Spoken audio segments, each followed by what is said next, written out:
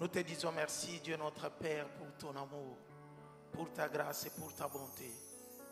Merci pour ces jours merveilleux que tu as fait pour nous, qui soient pour nous un sujet de joie et d'allégresse. Laisse que ta joie, Seigneur, et l'allégresse qui vient de toi soit notre partage en ces jours. Tu es le Dieu qui réunit ton peuple pour leur parler. Nous sommes au-devant de toi. Conduis-nous comme le bon berger. Jésus, tu es la tête et le chef de l'Église. Nous voulons suivre tes instructions. Nous, en tant que corps, nous voulons être attachés à toi, qui est la tête qui commande toutes choses. C'est pourquoi nous te recommandons ces moments où tu dois nous communiquer la vision qui va nous conduire encore pendant les 2 années prochaines entre tes saintes mains. Dispose nos cœurs. Parle, Seigneur. Dispose nos cœurs à t'écouter, à t'entendre parler. Non seulement à être des auditeurs, mais aussi que nous puissions mettre en pratique tes instructions. Car tu es le Dieu d'amour qui nous a aimés le premier. Que la gloire et louange te soient rendues dans le beau et précieux nom de notre Seigneur et Sauveur Jésus-Christ. Amen. Est-ce que vous pouvez m'aider à acclamer le Seigneur?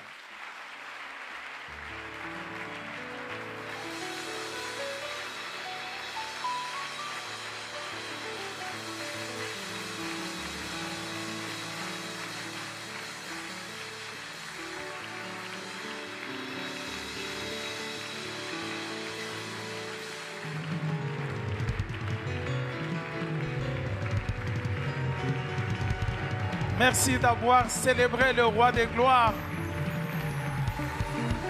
Tu fais bien de l'acclamer, puisqu'il mérite nos acclamations. Il est le Dieu puissant, puissant sauveur, le Dieu de notre salut, le Seigneur des seigneurs.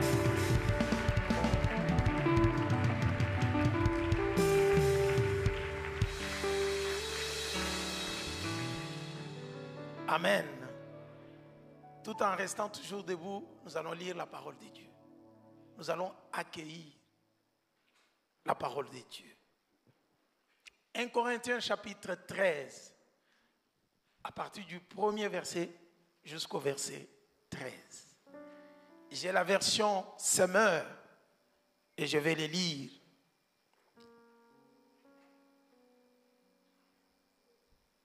En effet, supposons que je parle les langues des hommes et même celles des anges.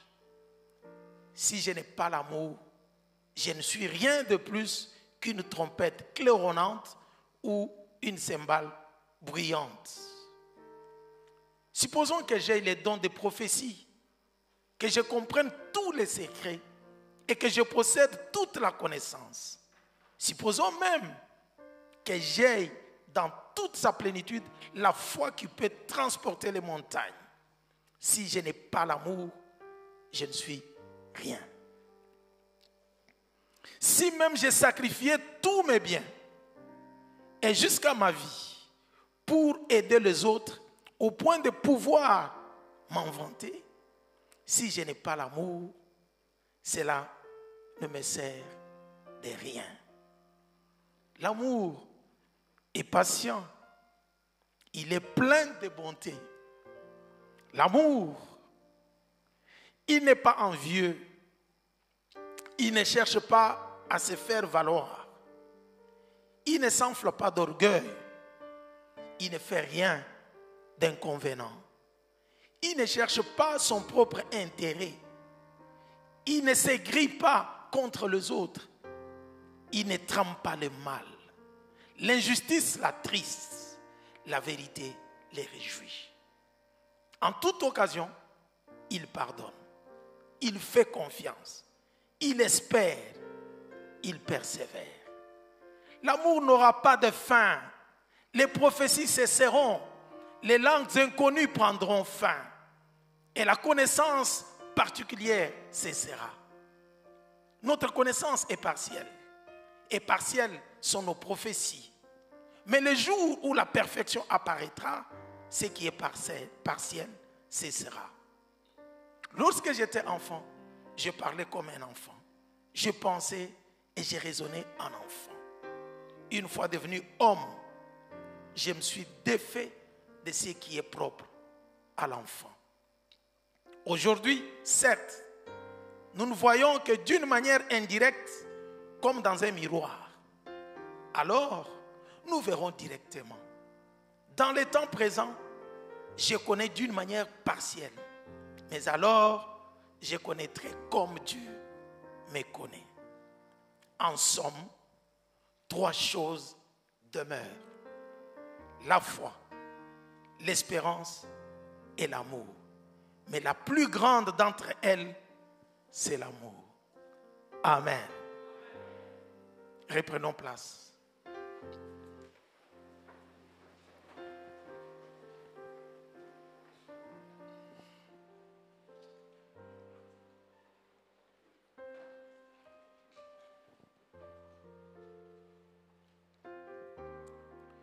Bien-aimés, chers frères et sœurs dans le Seigneur, c'est avec un cœur plein de reconnaissance à notre Dieu, le Père, au Seigneur Jésus-Christ et au Saint-Esprit pour avoir guidé notre Église pendant les 2 ans passés avec la vision intitulée « Fortifie-toi, prends courage et possède ton héritage ». Nous bénissons le nom du Seigneur qui a permis à chacun de posséder son héritage et de vivre l'accomplissement des promesses de Dieu. Pour ceux qui semblent n'avoir pas encore vu l'accomplissement des promesses dans leur vie, je viens vous rassurer ce matin que la promesse va certainement s'accomplir, car Dieu n'a jamais menti. En ce 2e dimanche du mois d'octobre 2025, nous vous annonçons une nouvelle marche spirituelle pour cette nouvelle année ecclésiale. Pour les nouveaux venus au milieu de nous et ceux qui nous visitent pour la première fois, nous tenons à vous informer qu'ici au Maroc et en particulier dans notre église évangélique au Maroc, notre année ecclésiale est fixée en fonction de l'année universitaire. Ce qui nous permet de commencer la marche spirituelle ensemble avec les nouveaux étudiants, les stagiaires qui viennent, les attachés aux ambassades, aux différentes ambassades, pour que nous puissions tous avoir la même compréhension. Et tous ceux qui viennent au Maroc, qui est le carrefour entre le nord et le sud, et qui confessent la même foi que nous. Pour être plus précis, notre année ecclésiale commence en septembre et se termine en juillet avec l'année scolaire ensemble et l'année universitaire. C'est dans cette logique que nous nous inscrivons pour fixer la vision et les livres que nous pouvons étudier toute l'année afin de conduire le peuple de Dieu dans la croissance spirituelle et dans la maturité. Il est important pour nous de vous informer que chaque fin d'année, c'est-à-dire au mois d'août plus précisément, nous organisons un grand séminaire pour sanctionner la fin de l'année. C'est un moment riche d'enseignement et de délivrance. Pour cette année ecclésiale 2025-2026, qui commence dès aujourd'hui, nous serons conduits par la nouvelle vision tirée de la première épître de Paul aux Corinthiens, le chapitre 13, le verset 13. 1 Corinthiens 13, 13. Est-ce que Multimédia peut nous afficher cela? 1 Corinthiens 13, 13. Nous allons les lire à haute voix dans la version Semeur.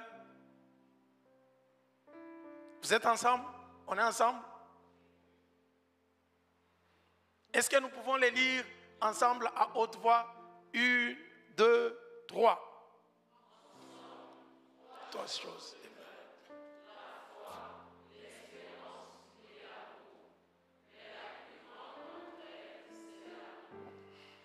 En somme, 3 choses demeurent.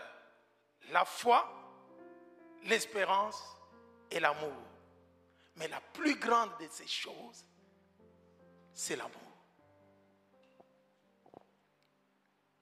Pour cette vision, à partir de ces versets bibliques, bien-aimés, le Seigneur nous a inspirés de formuler la nouvelle vision qui commence dès aujourd'hui de la manière suivante. Servons Dieu par amour et marchons dans sa crainte.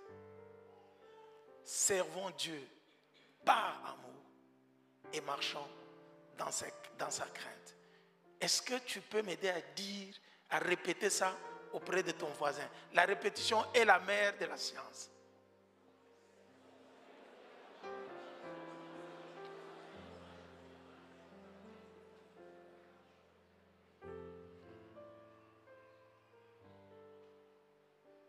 Si ton voisin a balbutié, n'a pas bien parlé, regarde l'autre à côté, dis-lui, servons Dieu par amour et marchons dans sa crainte.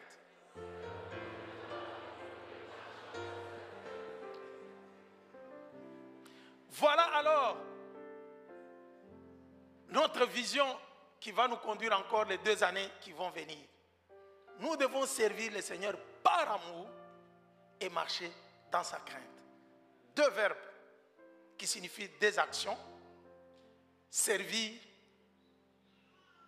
par amour et marcher dans la crainte. Servir et marcher.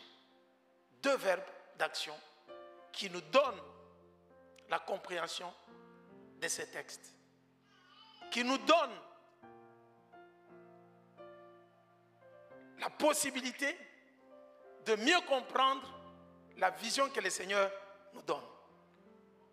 La première des choses, c'est de se mettre au service du Seigneur. Et ce service, sans attendre un intérêt quelconque des hommes. Sans fixer les ultimatums à Dieu. Seigneur, je vais te servir. Et en les servant, nous marchons dans la crainte de son nom.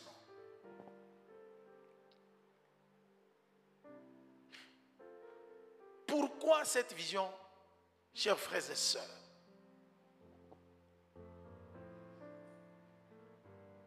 Pour quelle motivation?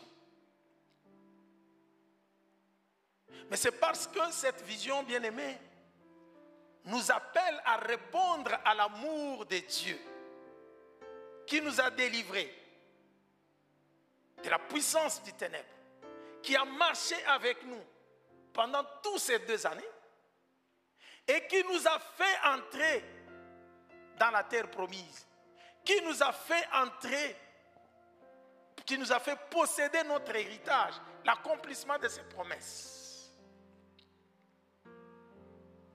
C'est dans cette marche que nous devons maintenant reconnaître tout ce que le Seigneur a fait pour nous, reconnaître son amour, reconnaître ses bienfaits et y répondre par notre amour aussi en nous mettant à son service.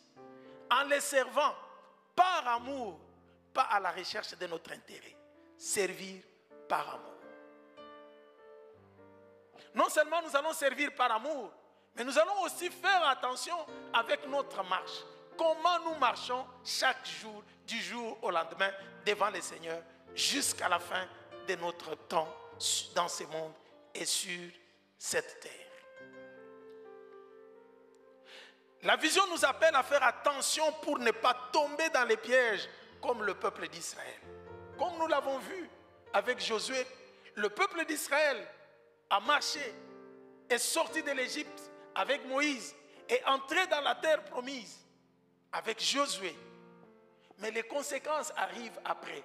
Quand ils sont entrés dans la terre promise, là où coulaient le lait et le miel, les lieux de leur bénédiction que le Seigneur leur a donné, si vous lisez la suite, vous verrez qu'après la mort de Josué, malgré toutes les instructions que Moïse avait données, malgré les commandements que Dieu avait donnés à Moïse pour avertir ce peuple, le peuple d'Israël a abandonné l'Éternel. Ils ont fini par abandonner l'Éternel dans la terre promise. Ils se sont livrés à l'idolâtrie, à adorer les dieux des Cananéens et à mener une vie qui ne glorifiait pas le Seigneur. Et c'est pour cela que dans sa colère, le Seigneur les a livrés entre les mains de leurs ennemis. Ils les ont maltraités. Ils ont crié à l'Éternel. Et c'est à ce moment-là que l'Éternel est venu susciter maintenant la période des juges comme Déborah, comme Samson. Vous connaissez très bien. Jusqu'au moment où nous sommes arrivés à Samuel. Faisons attention, bien-aimés, que la bénédiction que l'Éternel nous donne, que l'accomplissement des promesses, que le bourse que nous avons reçu pour aller continuer, que l'installation que nous avons eue à l'étranger, que la bénédiction que l'Éternel nous a donnée ne nous amène pas à l'abandonner, mais plutôt au contraire, que ça nous amène à lui rester fidèle, à le servir par amour et à marcher dans la crainte de son nom. Il n'y a pas un bon service dans l'œuvre de Dieu sans l'amour.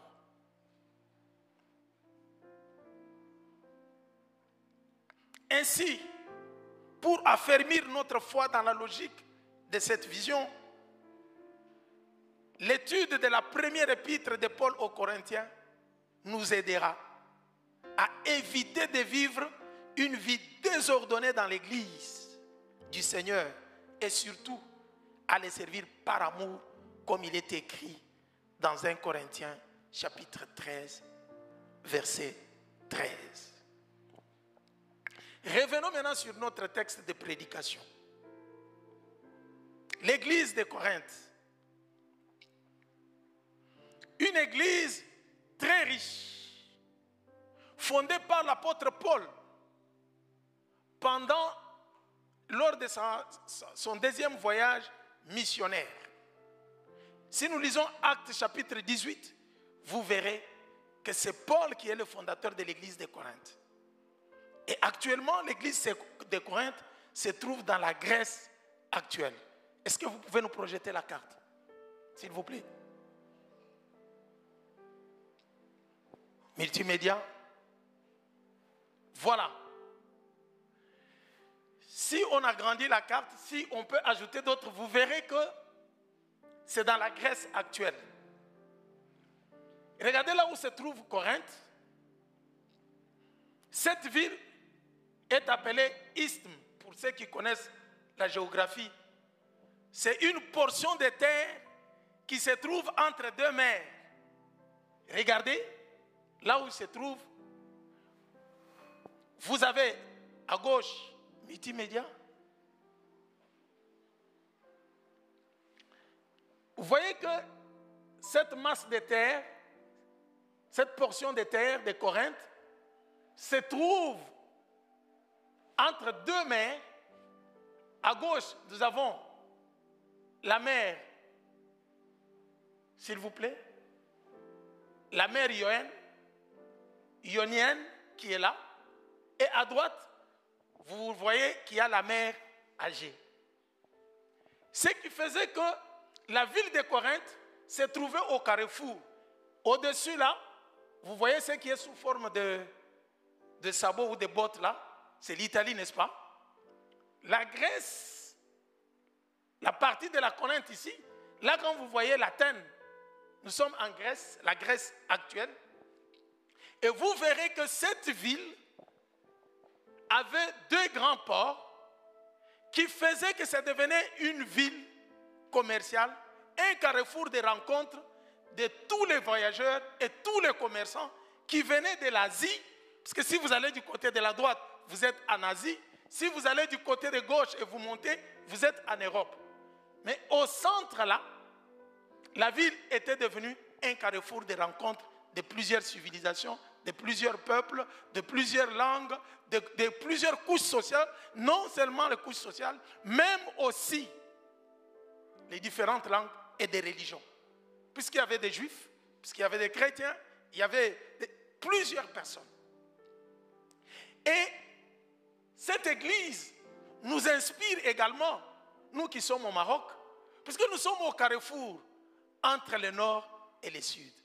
Le Maroc est devenu un centre des rencontres, des religions.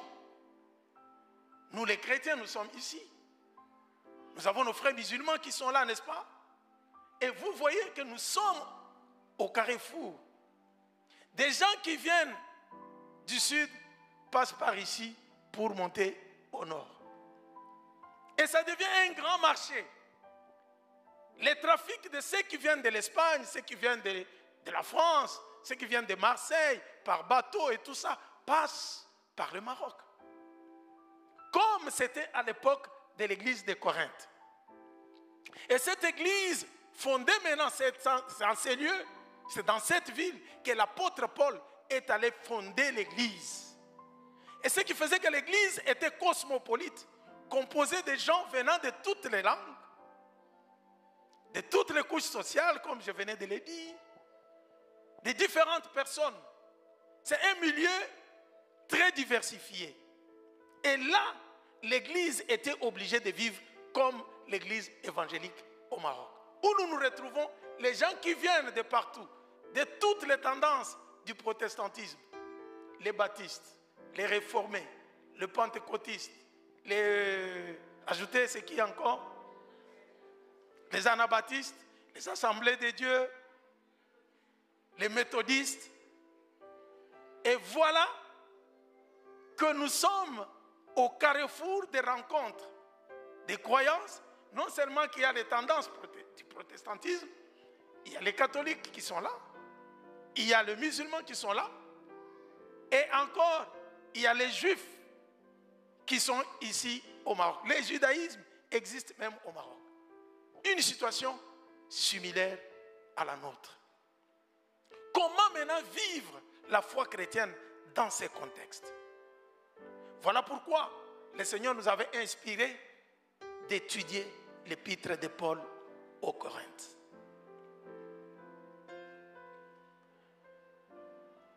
Dans ces contextes plus riches, Dieu avait béni l'Église. La richesse de l'Église était sa diversité. Bien-aimés, considérons que notre diversité constitue notre richesse. Dieu nous apprend beaucoup, nous enrichit beaucoup. Nous connaissons beaucoup de choses que nous n'aurions pas connaître si nous étions restés dans nos pays.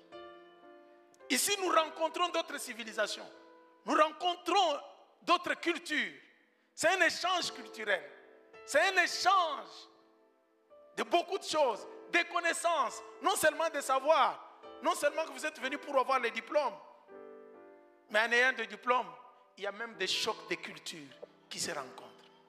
Et c'est dans ces petits coins paradisiaques, si je peux l'appeler comme ça, que le Seigneur a placé notre église évangélique au Maroc. Une vie exceptionnelle dans le monde.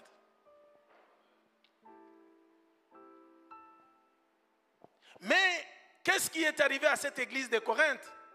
Au lieu que cette diversité soit une richesse pour l'église, mais mal exploitée, la diversité devenait maintenant un sujet de division, de rivalité. Non seulement ça, les chrétiens de Corinthe, chacun venait avec sa culture et sa connaissance. Chacun venait comme les autres peuvent dire au milieu de nous. Mais dans mon église, on a l'habitude de faire comme ça. Dans mon église, on ne fait pas comme ça. D'où moi je viens, on ne fait pas comme ça. Au lieu de poser cette question à l'église, j'aimerais que vous puissiez vous demander, mais qu'est-ce que Christ veut que nous puissions faire en ces lieux? C'est la meilleure question. Qu'est-ce que Christ m'appelle à faire en ces lieux? Puisque Christ qui nous a appelés nous réunit tous en ces lieux.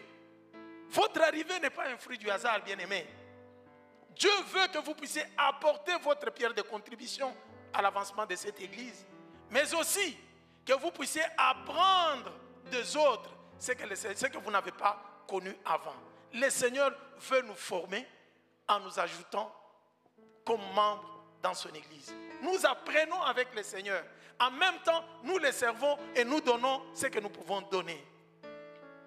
Alors, qu'est-ce qui caractérisait l'église de Corinthe?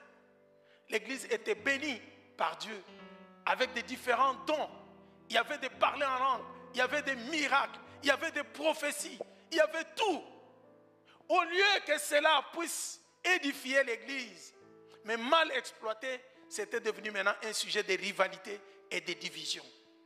Ceux qui parlaient en langue dans l'église considéraient qu'ils étaient plus spirituels que ceux qui ne pouvaient pas parler en langue. Ceux qui avaient le don de prophétie se voyaient au-dessus de tous par rapport à leur prophétie. C'est ainsi que pendant que Paul était à Éphèse, on lui envoie la lettre avec beaucoup de problèmes énumérés pour que celui qui était le fondateur de l'église puisse donner la réponse, puisse donner des orientations et des directives afin que l'église marche selon la volonté de Dieu. Ayant appris cela, nous venons dans la partie des cultes, non seulement des divisions, non seulement de l'immoralité, puisqu'il y avait beaucoup de péchés qui caractérisaient l'église de Corinthe. Il y avait l'impudicité à ciel ouvert. Quand vous lisez dans l'épître de Paul aux Corinthiens, vous verrez qu'il condamne cela fermement. Il dit qu'il y a eu même l'impudicité telle que ça ne se fait pas dans le monde. Il y a même quelqu'un qui est allé plus loin pour commettre l'inceste, prendre la femme de son père. Paul dit, en esprit je suis avec vous, moi je condamne déjà cet homme. Et vous verrez qu'il reproche, il est en train de corriger beaucoup d'erreurs et beaucoup de péchés qui se passent dans l'église. Mais ce qui nous intéresse nous maintenant, plus, je sais qu'avec les études bibliques que nous allons commencer déjà, dès le mardi prochain, nous faisons l'ouverture. Ensemble, nous serons ici pour prier, dédier l'année qui commence, les études bibliques de l'année qui commence. L'église de Corinthe, bien-aimés, permettez-moi de vous dire que c'est l'église la plus difficile du temps des apôtres, du temps apostolique.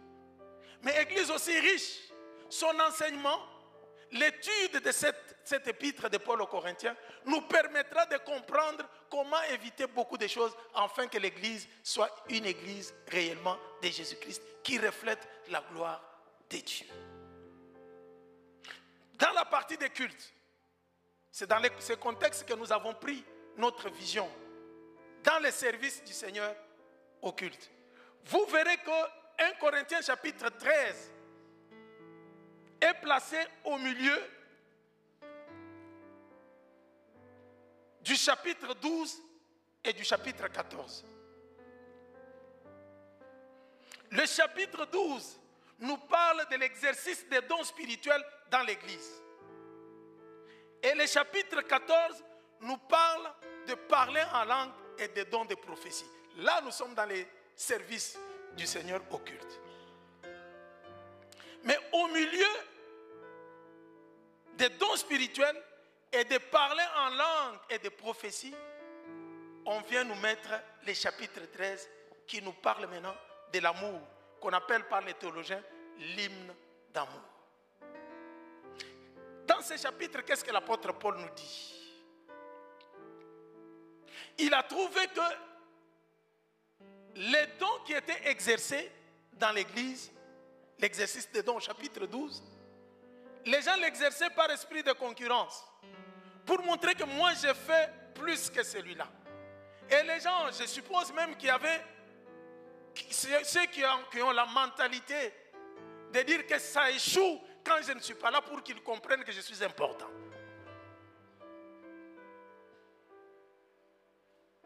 Bien-aimés, si nous avons encore des pensées comme ça, c'est ce que l'apôtre Paul appelle, nous sommes encore des bébés spirituels. Nous n'avons pas encore atteint la maturité. Puisque toi tu n'es pas là, il faut que l'œuvre de Dieu s'arrête. Que les âmes ne soient plus sauvées. Et d'ailleurs, moi je ne veux pas aller jouer au piano aujourd'hui, ils vont se sentir.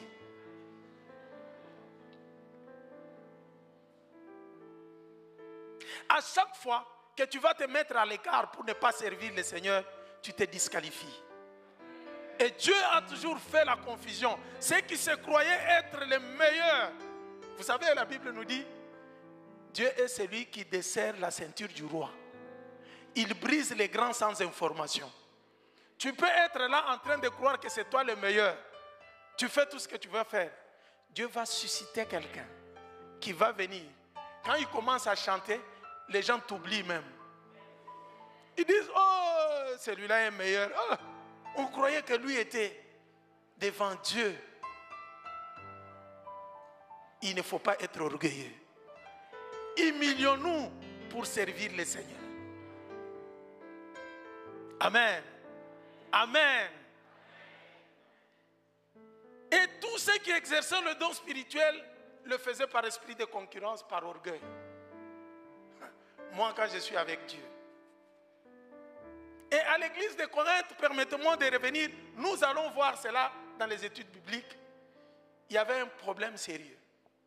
S'il fallait commencer à prier par esprit de concurrence, et c'est la tendance que je vois maintenant dans le monde. Ceux qui parlaient en langue, c'est ceux qui étaient des rois dans les cultes. Alors que les cultes étaient les cultes d'ensemble des saints. Et quand Paul a reçu ce message, il envoie le message central dans l'épître des Corinthiens. Chapitre 13.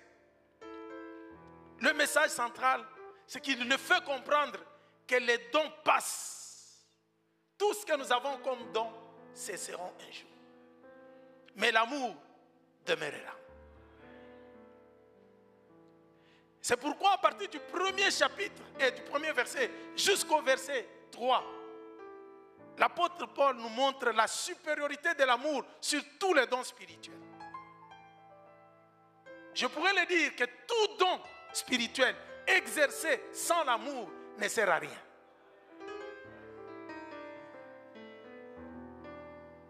Nous devons nous examiner cette année. Comment nous servons le Seigneur? Quelles sont nos motivations? Nous voulons montrer aux autres que nous sommes autoritaires? Est-ce que nous voulons montrer aux autres que nous sommes meilleurs que vous? Ou bien nous servons en toute humilité devant la face du Seigneur? Les dons, d'ailleurs, vous comprenez ce que ça veut dire. C'est un don. Tu ne l'as pas mérité. Ce n'est pas la méritocratie. C'est quelque chose de gratuit que le Seigneur t'a donné pour être au service des autres, pour édifier l'Église. Et l'apôtre Paul vient souligner la supériorité de l'amour. Sans l'amour, tout est inutile. Parler les langues sans l'amour, parler les langues des anges sans l'amour devient du bruit. C'est pourquoi il dit, je serai comme les cymbales bruyantes, comme la trompette qui fait du bruit. Si je peux bien parler en langue que le Seigneur m'a donné ces dons, je parle en langue. Mais si je ne le fais pas avec amour, les langues que je parle deviennent des bruits inutiles. Il va plus loin pour dire avoir la foi. Je peux avoir la foi qui déplace même les montagnes. La prophétie, quand je parle, c'est avec exactitude, comme si je dormais dans la chambre de ton grand-père. Je te parle de la vie de ton grand-père et la vie de ta vie, comme si j'étais dans ton village quand tu grandissais. Mais l'apôtre Paul nous montre que tous ces dons, la prophétie, la connaissance, sans l'amour, sera sans valeur. Et il va encore plus loin pour dire, même si vous donnez votre fortune, vous prenez tout ce que vous avez comme bien, vous dites on va distribuer aux pauvres, donnez. Même si vous allez à vous sacrifier même pour mourir. S'il n'y a pas l'amour, ce serait sans valeur. S'il faut que vous puissiez retenir encore quelque chose, une phrase importante aujourd'hui, dans ce que je suis en train de parler, de la supériorité de l'amour, je vous dirai qu'il faut bien noter que l'amour donne l'essence à tout acte chrétien. L'amour donne l'essence à tout acte chrétien. Vous verrez qu'à partir du chapitre 4 au verset 4 jusqu'au verset 7, il nous montre la nature de l'amour, le sens positif. Il dit l'amour est patient, l'amour est bon et tout ça. Et il va même dans le sens négatif pour nous dire l'amour n'est pas jaloux, n'exerce pas la jalousie. L'amour ne peut pas être trouvé dans l'orgueil là où il y a l'orgueil. L'amour ne marche pas avec l'égoïsme. Tout ce que tu fais, c'est pour ton intérêt. Même servir Dieu, tu sers en calculant tes intérêts. C'est un service sans valeur qui ne sera pas rémunéré par le Seigneur. À la fin des temps, il te dira, tu diras au Seigneur, je n'ai pas prêché à ton nom, je n'ai pas guéri les malades, je n'ai pas intercédé, je n'ai pas visité les gens dans les hôpitaux et tout ça. Il te dira, je ne t'ai jamais connu. L'amour n'est pas colérique. Et puis il montre la constance d'amour. Il dit, l'amour excuse tout, croit tout, espère tout et supporte tout. Mais ce qui m'a beaucoup frappé, qui est plus intéressant que nous allons encore partager, c'est à partir du chapitre, du verset 8 jusqu'au verset 13. Il nous montre que les dons spirituels sont temporaires. Ça ne continuera pas jusqu'au ciel. Qui tu vas prêcher au ciel? Qui tu vas guérir au ciel puisqu'il n'y aura pas de maladie? Pour qui tu vas intercéder? C'est là où il nous montre que les langues passent, les prophéties passent, même la connaissance. Moi, je connais la Bible. J'ai lu la Bible 4-5 fois. Tout de Genèse à l'Apocalypse. Je connais les contextes bibliques. Je connais l'histoire biblique. C'est très bien. Mais toute cette connaissance passera. Et l'amour demeure. Les langues, les connaissances, tout passeront. Mais il dit, l'amour est éternel. L'amour demeurera. Et il fait la comparaison, c'est ce qui nous amène dans la comparaison de ceux qui ne sont pas matures spirituels, qui ne savent pas discerner les choses. Ils s'accrochent, ils s'agrippent à ce qui est passager, au lieu de s'accrocher à ce qui est éternel. C'est là où on voit la différence entre le bébé spirituel et ceux qui sont matures spirituellement. Il dit, quand j'étais enfant, je parlais comme enfant. Maintenant que j'ai grandi, je suis devenu homme, je suis devenu mature, même le langage a changé. Et spirituellement, nous sommes appelés à grandir avec le Seigneur. Nous sommes appelés à grandir dans notre façon de servir le Seigneur, dans notre façon de marcher avec le Seigneur. Grandir dans notre façon d'être avec le Seigneur, dans notre marche.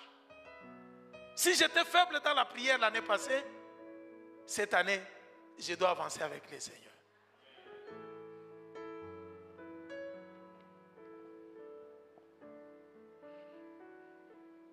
Ceux qui sont matures dans le spirituel, dans la marche spirituelle, s'accrochent à ce qui est éternel. Toute chose passera. Toute chose passera. Mais l'amour est éternel. Il en arrive au verset 13, qui est notre verset clé de la vision. Il nous dit, en somme, ces trois choses demeurent. Les trois choses demeurent. Il y a la foi, il y a l'espérance et l'amour. Mais il nous montre que l'amour est la plus grande des choses par rapport à ces deux autres, à la foi et à l'espérance. Tu peux avoir la foi, mais si tu es un haineux qui n'aime pas les gens, tu as la haine. Toi tu dis, mais lui, puisqu'il m'a fait ça, nous nous reverrons au ciel. Change le langage. Vous vous reverrez à l'enfer, pas au ciel. Il n'y a pas de ciel pour ceux qui ont la haine. Je peux être en désaccord avec toi, mais ce n'est pas pour cela que tu deviens mon ennemi.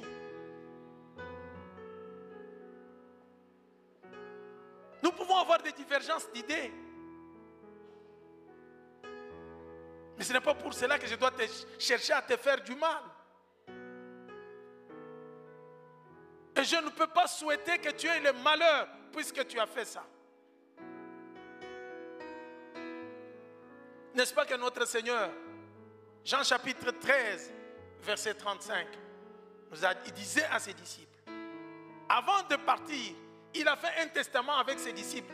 Jean 13, 35. Il dit, je vous donne un commandement nouveau. Aimez-vous les uns les autres comme moi, le Christ, je vous ai aimé. C'est à cela que le monde saura que vous êtes mes disciples, si vous avez de l'amour les uns envers les autres. Quel est l'amour qui te pousse à faire du mal à l'autre? Quel est l'amour que tu as de Dieu qui te pousse à parler du mal de l'autre? Dans tout ce qu'il fait, ça ne te plaît pas. Tu dois chercher la petite bête noire pour le contredire. Quel est l'amour de Dieu qui peut te pousser à critiquer, à parler du mal, même de tes responsables? Alors que ces gens jeunes prient pour vous, pour vos âmes. Vous savez qu'il y a beaucoup de gens qui ont eu des malédictions par manque de discernement. Tu trouves là où on parle mal de vos anciens, de ton pasteur, toi aussi tu entres dedans. Il est toujours comme ça. Vraiment, moi-même dans cette église, c'est pourquoi des fois quand ils saluent les gens à la porte, je me faufile pour passer sans les saluer. Quelle malédiction! Quelle malédiction! Vous pensez que Dieu nous a établis responsables comme par hasard? Demandez à chacun des responsables. Il vous dira son parcours avec le Seigneur. Dieu envoie chacun d'entre nous pour apporter sa contribution afin que l'Église soit édifiée. Quelle est ta part? Comment tu sers le Seigneur? L'Église de Dieu doit être un lieu de l'unité et non de rivalité. L'Église du Christ, c'est un lieu de la manifestation de l'amour de Dieu. L'amour qui consiste à se mettre au service des autres sans attendre qu'on puisse vous rendre l'ascenseur. Il y a des gens qui ne peuvent visiter les autres que puisqu'ils savent que les jours que j'aurai des problèmes, tel viendra me visiter. Mais aujourd'hui, le Seigneur nous demande d'aller plus loin. D'aller visiter même ceux que nous pensons qui ne peuvent jamais un jour venir nous visiter. C'est à cela que le Seigneur saura que nous sommes ses disciples.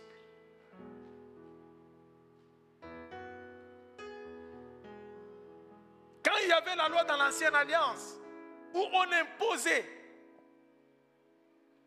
que si quelqu'un te fait du mal, il faut rendre le mal. Il y en a d'autres qui continuent aujourd'hui pour dire quoi? Vous connaissez les proverbes, n'est-ce pas? Vous connaissez les adages de la vengeance, n'est-ce pas? Hein? Ça, c'est connu de tous. Œil pour œil.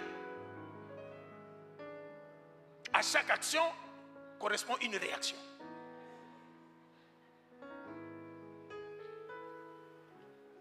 Aujourd'hui, le Seigneur nous appelle à les servir par amour. L'amour qui ne regarde pas ses propres intérêts. L'amour qui se met au service des autres sans attendre l'ascenseur. L'amour qui reflète le caractère de Dieu.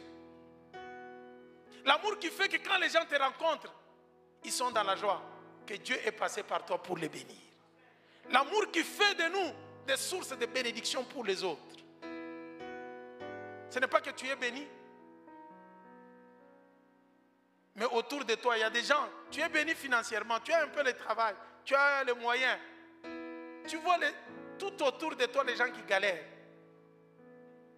Ça ne te dit rien.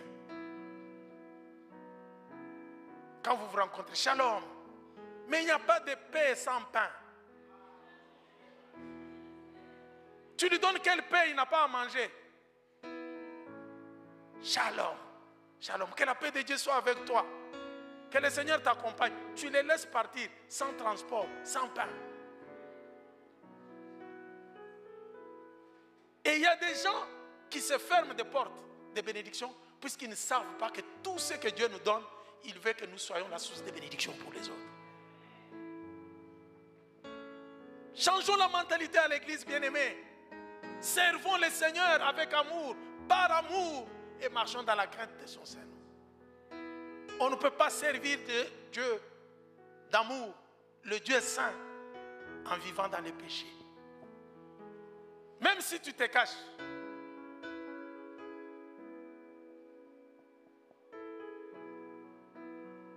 Mais sache que même si le pasteur n'est pas présent, même si les anciens ne sont pas présents, Dieu du ciel te voit.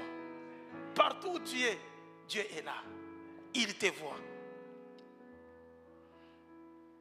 Manifestons l'amour de Dieu dans nos familles.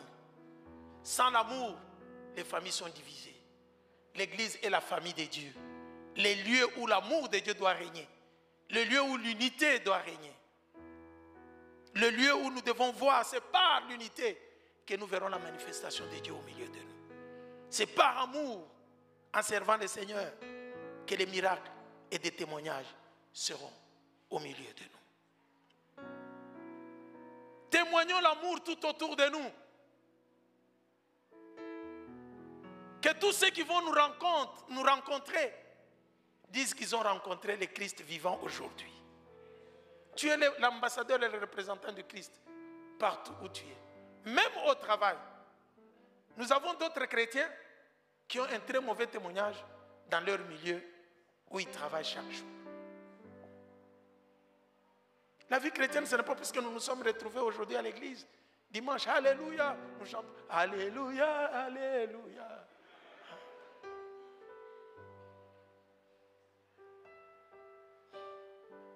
C'est là où nous pouvons sauter, parler en langue. Le Saint-Esprit descend. Le Saint-Esprit est avec nous tous les jours. Même dans le lieu de travail, le Saint-Esprit est là.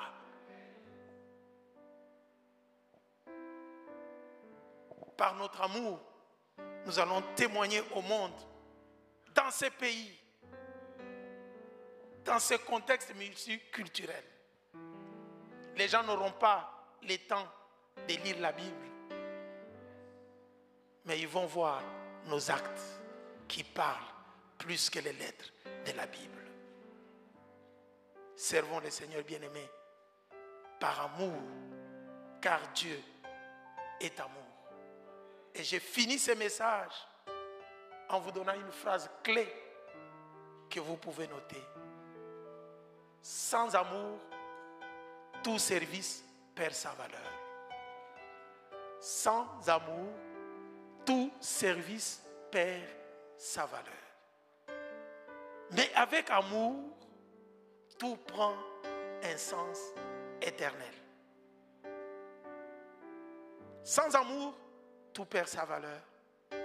Avec amour, tout prend le sens éternel. Ainsi, pour commencer ce trimestre, je vous donne notre premier axe que nous allons exploiter. Le premier axe que nous allons exploiter est intitulé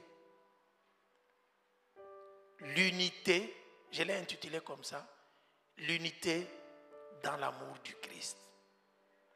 L'unité dans l'amour du Christ.